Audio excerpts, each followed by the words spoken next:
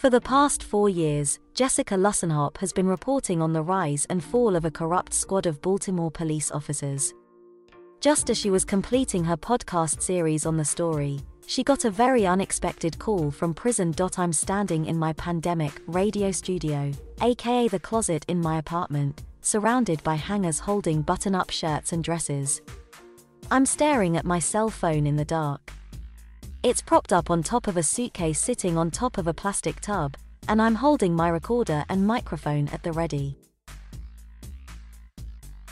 When the phone rings, I put the call on speaker and hear a robotic, pre-recorded female voice. "You have a prepaid call.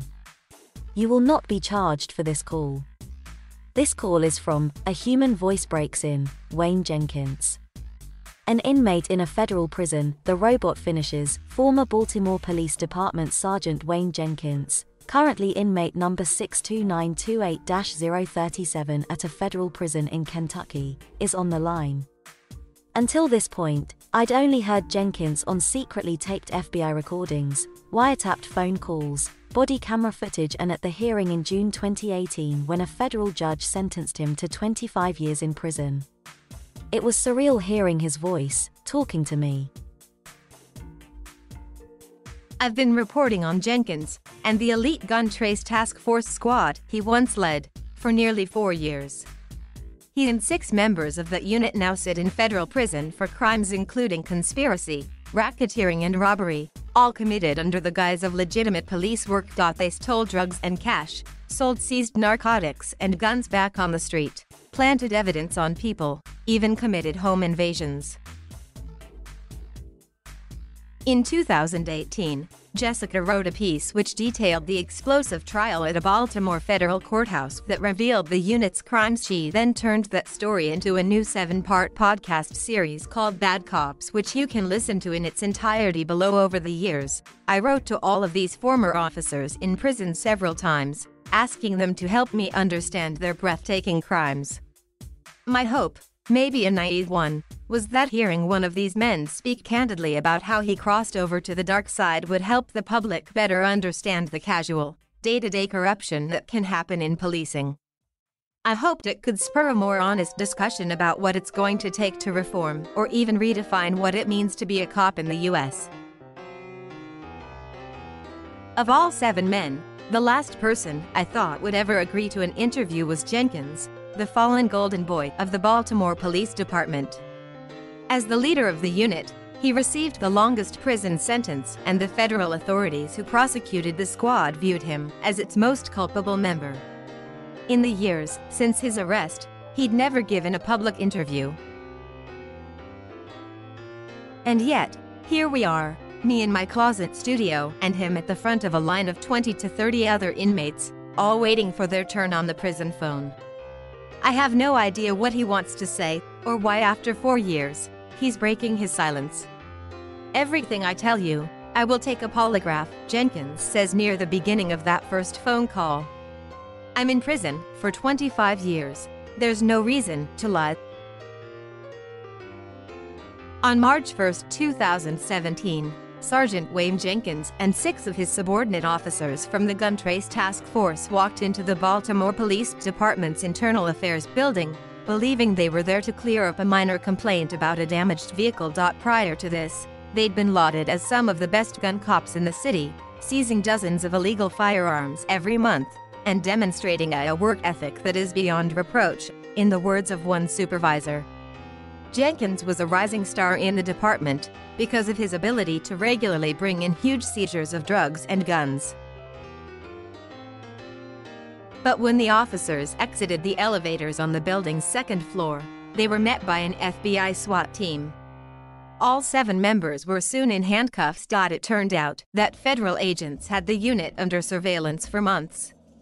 Using wiretaps and hidden recording devices, they had accumulated a wealth of evidence showing the officers were robbing citizens, filing for hundreds of hours of overtime they never worked, stealing drugs, and even selling illegal firearms back on the streets. In January 2018, a long list of victims took the stand, many of whom had ties to the drug trade, and told harrowing stories of how they were robbed by the officers during car stops and searches of their homes. Some tried to complain, but were ignored. Sean Whiting, a man whose house was robbed of $16,000 and 1.5 kilos of heroin, testified that he knew that as a drug dealer, his word counted for much less than the officers. "I ain't have a trial because the simple fact is I knew would believe them over top of me," he told the jury. Several of the former officers also took the stand, now wearing prison jumpsuits instead of uniforms, and detailed the tactics encouraged by their leader, Jenkins. They testified he told them to carry BB guns to plant if they ever injured or killed an unarmed person, that he often took large quantities of drugs off of suspects without submitting them to the police evidence room. 2 officers said he spoke openly about doing home invasions on high-level drug dealers that he called monsters because of the amount of drugs and cash he hoped they'd have stashed in their houses. One of the most surprising witnesses was a man named Donald Stepp, a bail bondsman, who revealed that he'd been selling drugs Jenkins brought him from work. He said together, they'd sold about $1 million worth of narcotics. "It was a front for a criminal enterprise," Stepp said of the gun trace task force. "It was obvious to me, when I'm taking millions of dollars worth of drugs from the Baltimore Police Department and selling them, that this is not a normal police department." Stepp testified that the arrangement was so lucrative, he stuck with it for years before getting arrested himself in December 2017. "I'm here because of greed," he said. "It's that simple."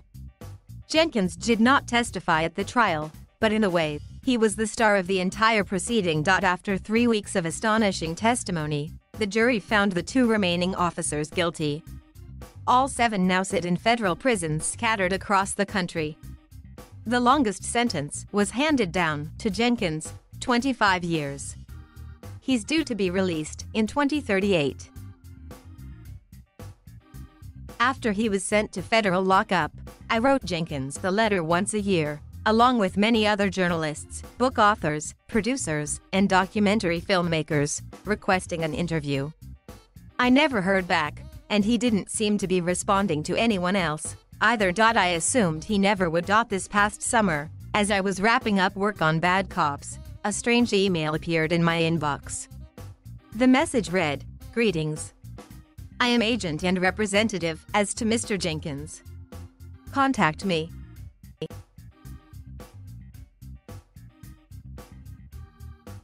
Thank you for watching. Please subscribe,